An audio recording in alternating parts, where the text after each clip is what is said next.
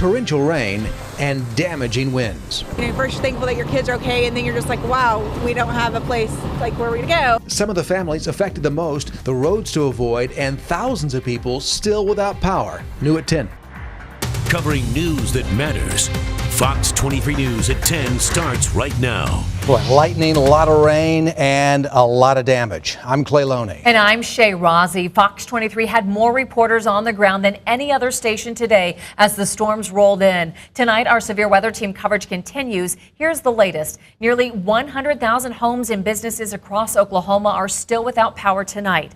Tulsa's East Central High School and Lewis and Clark Elementary have both canceled summer school tomorrow because of power outages. The highest wind speeds measured today topped out around 80 miles per hour near Muskogee. We continue to monitor the chance for more storms. Let's get right to Chief Meteorologist James Adelot in the Fox 23 Severe Weather Center with what he's tracking right now, James. Well, as we look into the metro area, finally some calm weather. It's been quiet this evening. In fact, we were treated to a beautiful sunset.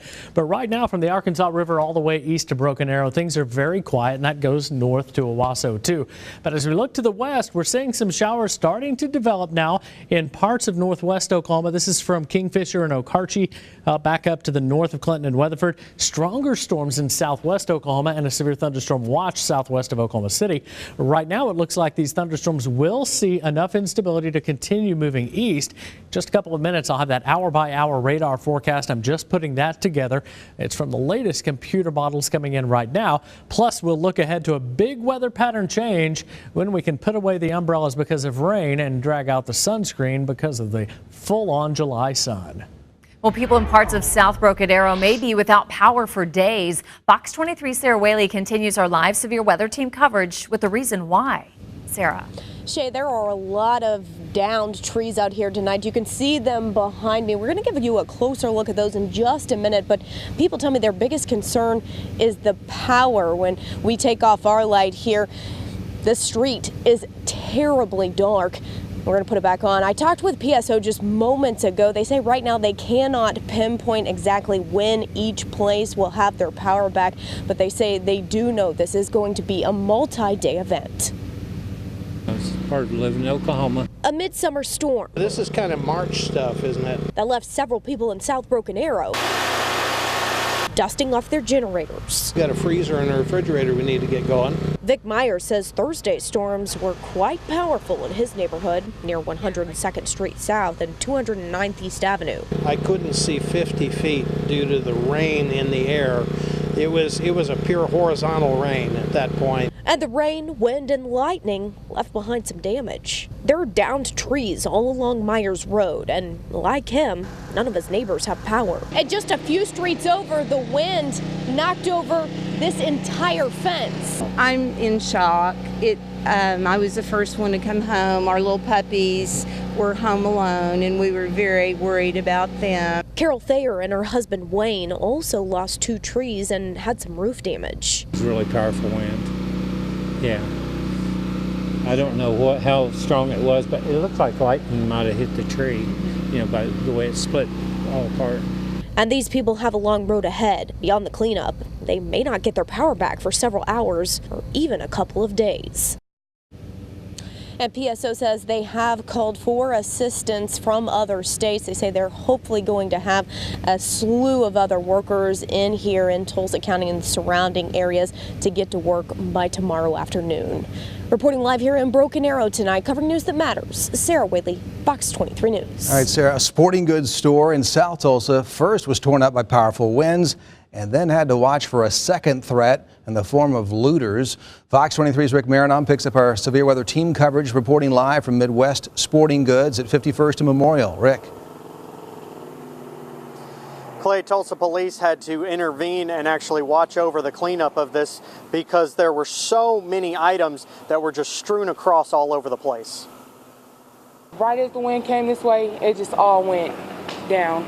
Just one time. Donna Colbert came to 51st and Memorial looking for deals during Midwest Sporting Goods' big tent blowout. Little did she know when she stepped in just how literal the name of the sale would become. Yeah, I didn't want nothing to fall on nobody, so I was like over here like, I hope nothing happens. Like, Colbert and others were evacuated from the tent as a freak powerful storm moved through Thursday afternoon. Yeah, and I've lived in Oklahoma all my life, and I've never seen winds like that. Zach Lassiter is Midwest Vice President and tells me they tried to batten down the hatches as best they could while evacuating customers to the store's brick and mortar building. Siren came on for the first time is when we started telling people we needed to get out of there. It went off for a few minutes and then actually came back on, and that's when we finally got everyone out. But you can see from the holes in the ground the wind was strong enough to rip the tent stakes right out of the ground. And then once the tent popped up, so did the clothing. You could really feel the wind against us as we ran up here, so we got in just at the last second.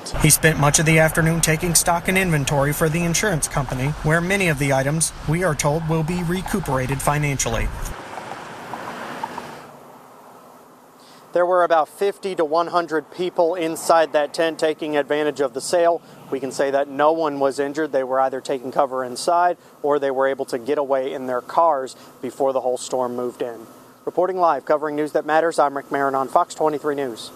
All right, in just the past hour, thousands in the area have been able to celebrate. Their lights coming back on, but there's still a long way to go. At the peak of the storms, more than 100,000 homes were without power. Tulsa County still has a majority of those outages right now, nearly 49,000.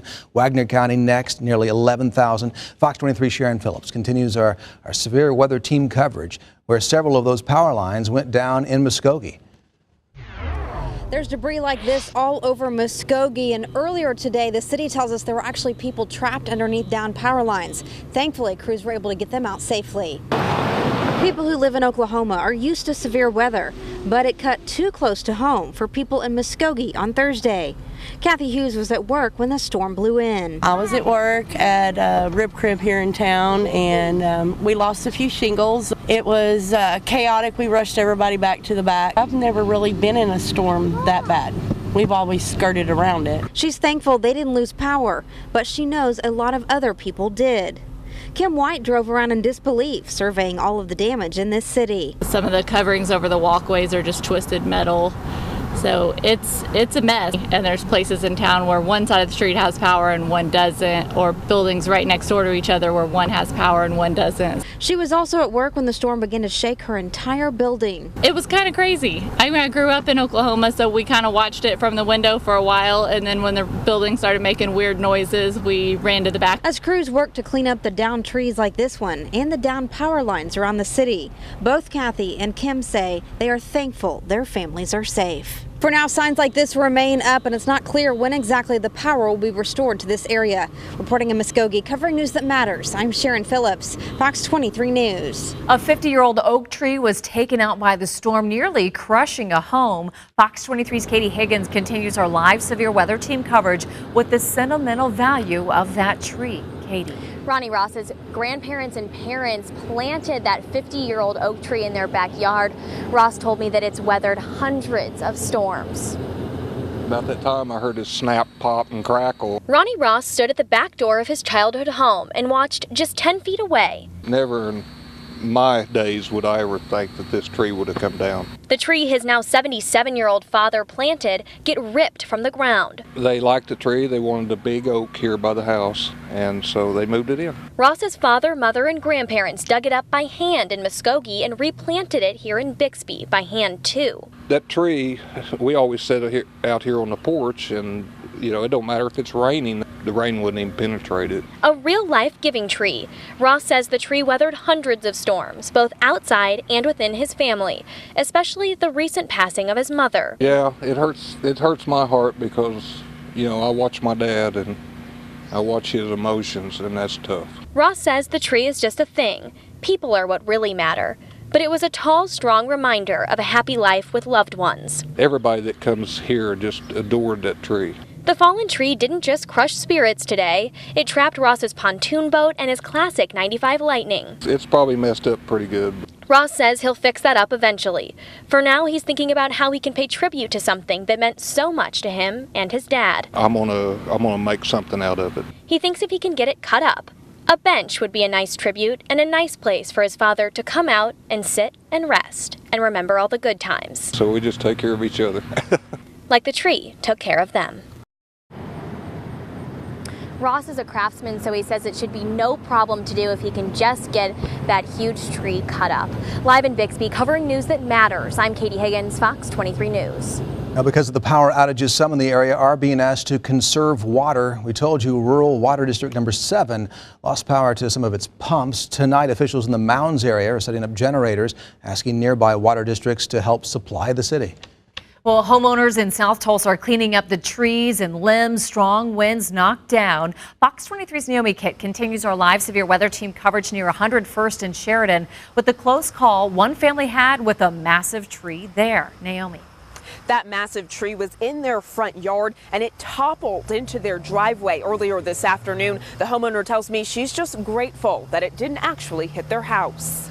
It was pretty good until I started driving home, and now not so much. Brittany O'Neill lives in this neighborhood near 101st and Sheridan in South Tulsa. She was surprised when the heavy winds and rain started Thursday afternoon. She decided to go home and check on her house. When she turned the corner, this is what she saw. Oh my goodness, how am I ever going to get in my house? This massive tree fell right in her driveway. It covered the garage and made it difficult to get to the front door. It could have been so much worse, so I'm thankful that it is mostly the driveway, so hopefully that I don't have to worry about any house damages. One of the neighbors I talked to said it may have gotten struck by lightning.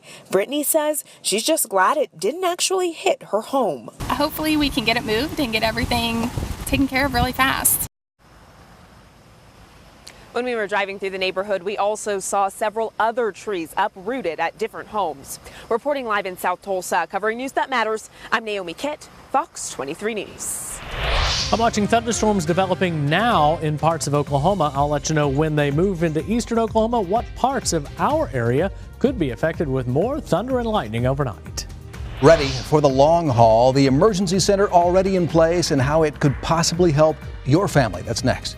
And the bricks came tumbling down. Why the damaged roof was only part of the problem for a local bike shop. Wagner County authorities have set up command posts in Coweta and Wagner tonight where people were without power and a number of homes were damaged. Fox 23's live severe weather team coverage continues now with Kaylee Doherty, who's been looking into some of the worst of the damage. Kaylee. This is just one of many fallen trees across the county. Fortunately, no one was injured, but we did find several damaged homes. We've had a lot of storms out here and never this bad. Thursday's storm left damaged roofs and several downed trees and power lines at many homes across Coweta. We've had a lot of shingles we've had to pick up. Tree limbs. Wagner County officials helped rescue one Coweta resident trapped inside his trailer due to fallen trees. They also helped a man in Porter who got trapped inside his storm shelter. They say several businesses lost signs and numerous roads had to close due to downed power lines. We're encouraging the public not to come out and travel right now. There's no power in Coweta, no power in Wagner, so they're not going to be able to conduct any business. Officials say keeping the roads clear will allow crews to restore power faster and for other repair work to begin. We found downed trees and a broken window at Coweta Junior High and several downed trees and lines surrounding a couple of the churches. Officials say no injuries were reported from the storm in all of Wagner County. Homeowners are still waiting on an exact cost estimate for the damages. Yeah, it'll be a headache. Wagner County officials say they will be stationed in both Coweta and Wagner all night tonight. Live in Wagner County covering news that matters, I'm Kaylee Doherty, Fox 23 News. Some neighborhoods in Broken Arrow are without power tonight. There are a lot of branches and small trees down in the Seven Oaks neighborhood. We were out there tonight as people were cleaning up. A Fox 23 employee who lives there typed in their address with PSO and found out the power may not be restored until 5 p.m. Friday. Well, the storm took down a power line in Sapulpa. Wow, did you see that? Look at those flames, the boom, the bust there.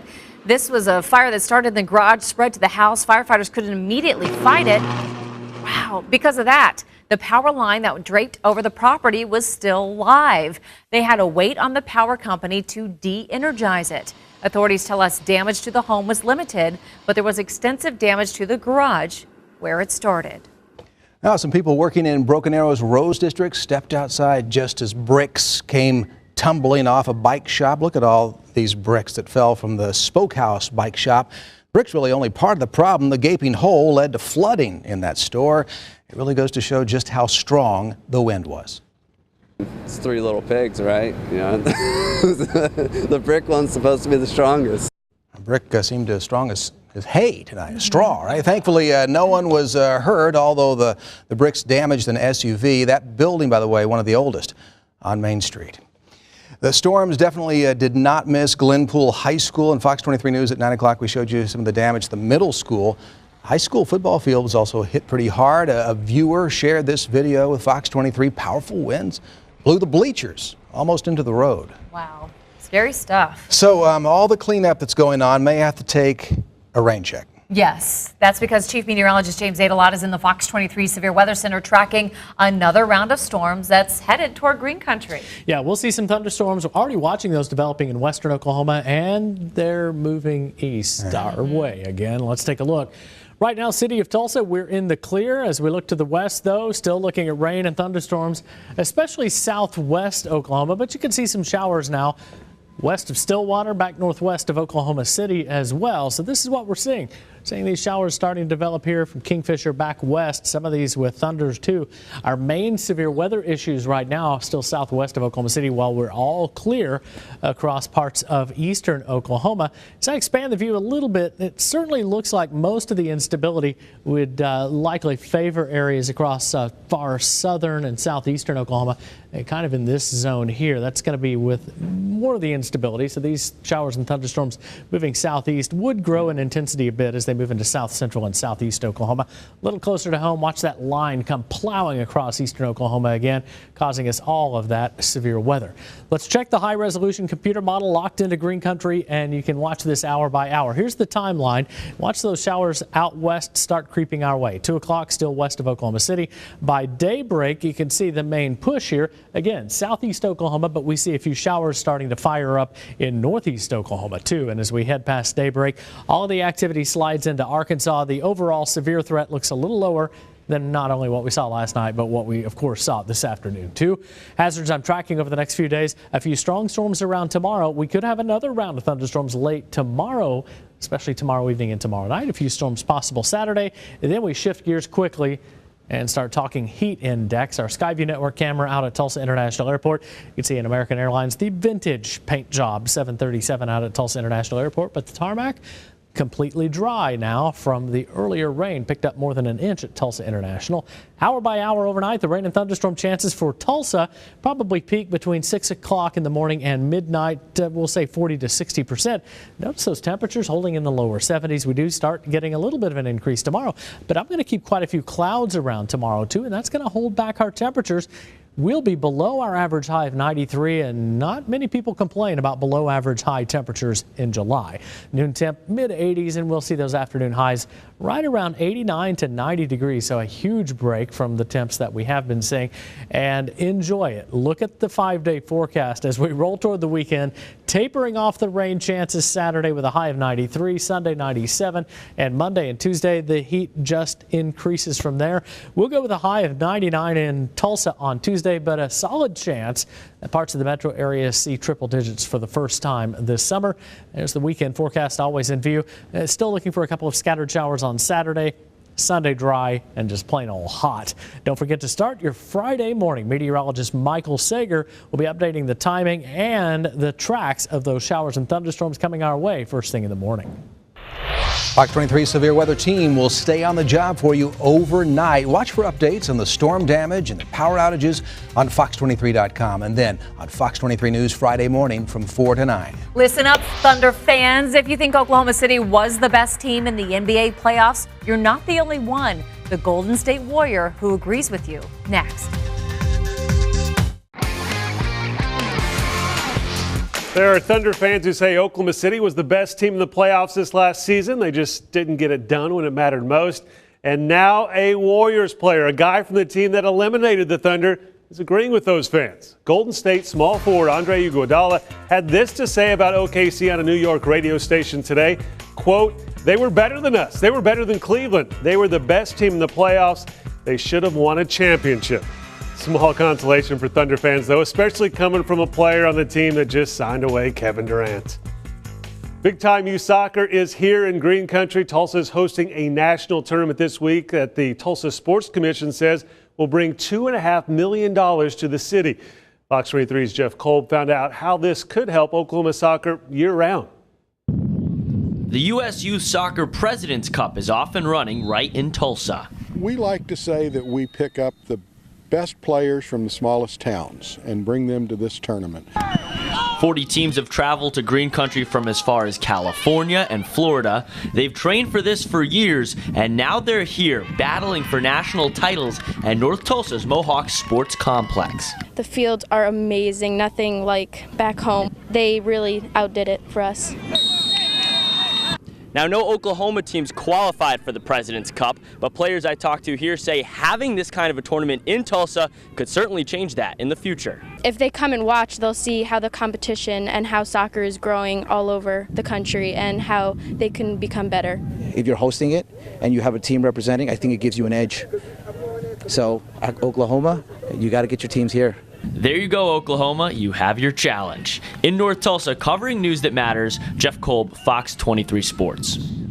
The tournament runs through Sunday at Mohawk Sports Complex, and luckily they were playing those games in the morning before it got too wet. Perfect. Yes, definitely. It would have been difficult to clear everyone out of there. All right, you've been a busy man. I feel like you've worked for about 24 hours straight since storms were rolling in last night, and we know you stayed late last night, you get 30 overnight, minutes of sleep? I know. Something like that. Yeah. And July's the month I catch up on all the sleep that I'll lose in the spring. Right now, Doppler radar clear over eastern Oklahoma, but we've got showers and storms developing to the west. The severe stuff far southwestern Oklahoma.